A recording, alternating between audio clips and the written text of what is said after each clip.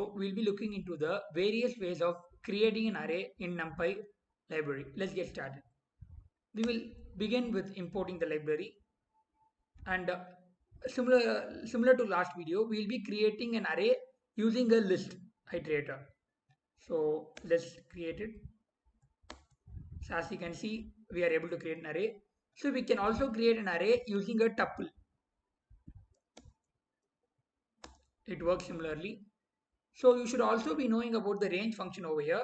So NumPy has a range function which helps you to generate values. So one thing that you have to remember about range is that the last value, the stop value is not included. So this would result in a range from 0 to 9. So we'll print it. So before that, I'll just print and show you.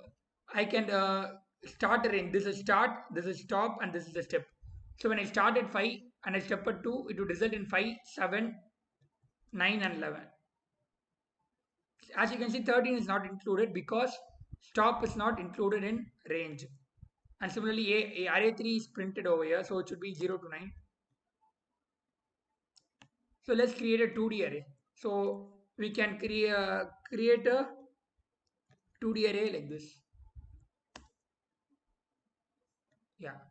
So we know how to know the dimension, ending, and the shape, all these things we have learned about it. So let's see various ways of creating arrays. So np.zeros. np.zeros helps you to create arrays with the shape defined, completely filled with zeros. Okay. So if you want to know anything about any of these functions, you can just put a question mark before them and you'll get a dot string over here. So np.0 should be passed with the shape, and d type is the optional value that you can give. Okay, an order gives you whether it should be a row major order or column major order. So let's create. So it would result in a array with 4 rows and 5 columns with everything filled with zeros. So another thing that you can have is in zero like. So zero like, what it does is it creates a array filled with zeros, and the shape, you need not pass the size of the shape. It can be got from some other array. So array 4 has a shape of 2 comma 3. So let's create a zero array with similar shape. So it results in a array filled with zeros of shape 2 comma 3. Similarly, similar to zeros, we also have ones. The only difference is that it is filled with ones. So we can also create an array like ones like array. So this array 3. So we can also create array 4. It will result in 2 comma 3 shape. So another thing that we have is full. So what full does is it also gets a shape, along with it also gets a value to in which all these arrays should be filled. So 3 comma, what this line would do is create a 3 cross 4 array with all the values filled as 7, as you can see. And you can also similarly do full like. So it gets the shape from array 4 and fills the value 8. So all these things is quite simple, and I hope it makes sense. Next we are going to range. So a range is similar to the normal range that we have in Python. So we can just create it. So it starts with 5 and it ends at 25. Similarly, 25 is not included, and I'm stepping at 2. Okay. So if you have any doubts, similarly, you can put a question mark. Whenever you have any doubts in the documentation, you can just put a question mark and search for it. So you will be getting the start, stop, and step, D type, and you can read these parameters. You can see interval does not include this value. All these things can be learned over here. So next comes linspace. So what linspace does is you give the start place and you give the end condition and end location and the number of stops you want in between. So I start at 0, I end at 100. I did say how many in between steps I want. The thing about linspace is that both the start and the stop are included while creating.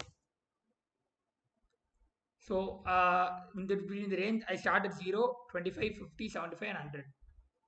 Similarly, I can also create another thing. So I started 0, I ended 100. These are the 20 intervals that are between.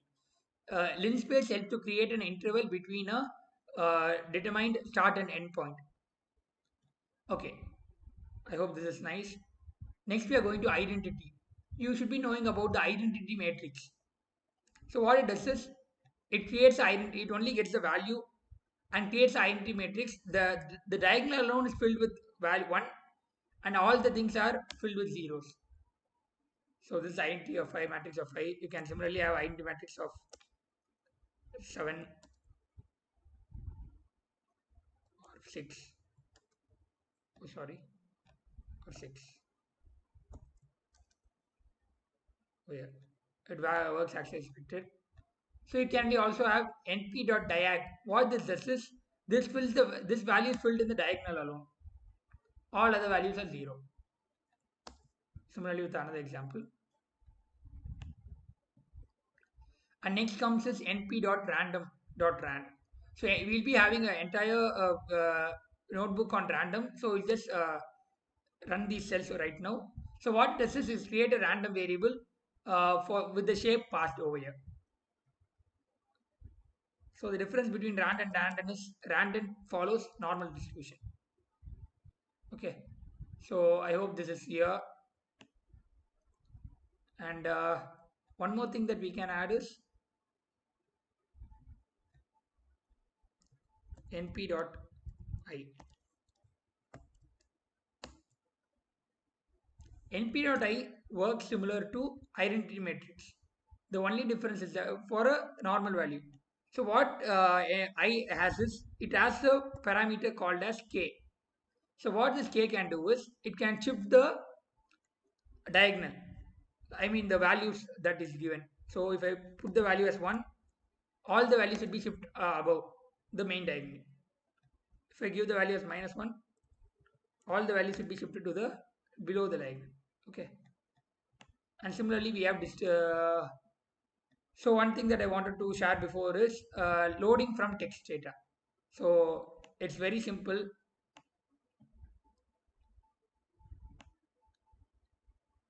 So let's what we do is,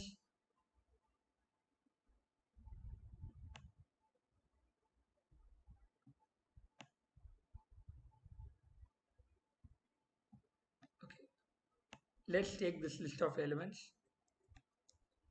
I just open my notebook,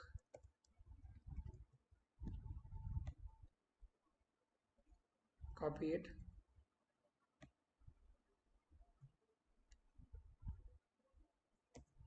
value, and just save it in my desktop. So yeah, a text file is saved. I'm just closing it. We know how to upload the file.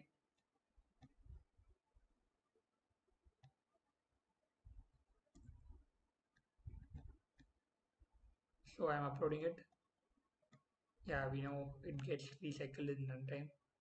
So what I have to do is, I'm just passing this value, and you know that the delimiter that I'm using over here is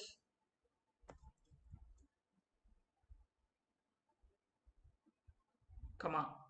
So I have to redo it.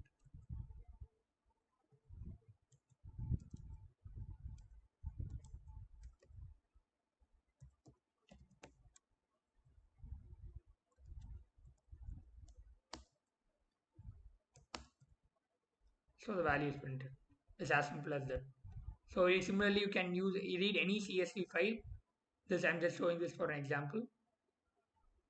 So yeah, I hope you learned many ways to create an array. Thank you.